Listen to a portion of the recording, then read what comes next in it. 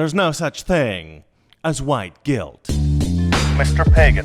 Okay, so this is something conservatives need to learn about leftists. We don't actually have white guilt. I mean, okay, we say we do, but we don't. Most leftists won't tell you this, but I'm gonna be straight with you now, okay? We don't actually feel guilty. And you know why? Because white leftists, we are the good guys. Why would we feel guilty? It doesn't make any sense. No, we don't feel white guilt. We feel white embarrassment. You know how sometimes you get embarrassed when your lame dad tries to be cool in front of your friends? Well, that's what conservatives are to us leftists, except way worse. You're not like our lame dad. You're like our racist redneck uncle that we pretend doesn't exist because if anybody knew that we were related to you, we would just die from embarrassment. That's you, Republicans. You're everyone's racist redneck uncle. And so that's why we kneel and stuff like that. It's not because we feel guilty. It's because we're embarrassed for you. And okay, I think probably Kamala and Dr. Jill and Jen Psaki and the rest of the goddesses at the White House, I think they probably would never say this out loud because they're like still trying to pretend that they don't think Republicans are utterly disgusting and filthy and they wouldn't even want to walk behind you because they might breathe the same air as you. And that's another thing. You think we really like the masks? We don't like the masks, okay? We just don't want to breathe the same air as Republicans. Honestly, when COVID hit and we were all forced to wear masks everywhere, I was thrilled. I was like, finally, I don't have to breathe the air of gross Republicans. Fantastic. When Hillary said basket of deplorables, trust me, she wasn't joking. That's what we think of you. You're gross. Think about it. You guys still have monogamous relationships. Hello, 1955 called. They want their ethics back. I'm surprised you guys aren't literally in black and white like old movies. See, the problem is that white people historically have always been awful. All of them. That's why the few fabulous ones like myself, those who've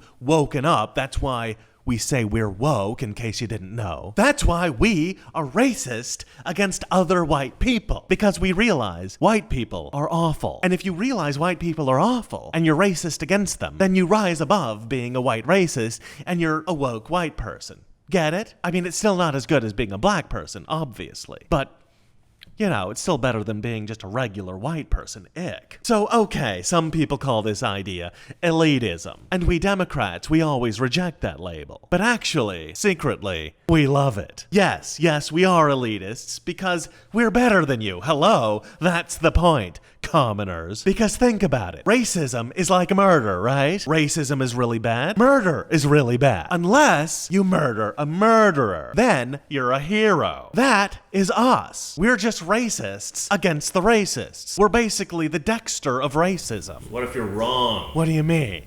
What if you're wrong and white people aren't racist? Then you're not racist against racists. You're just racist. But white people are racist. But what if we're not? But we are. Have you ever met a racist? Oh yeah, lots. Okay. A white one? Well, I don't hang out with people like that, so. Yeah, no one does. Because there's like 6 racists left in America. Okay, name something that you've ever seen a white person do that was remotely racist ever.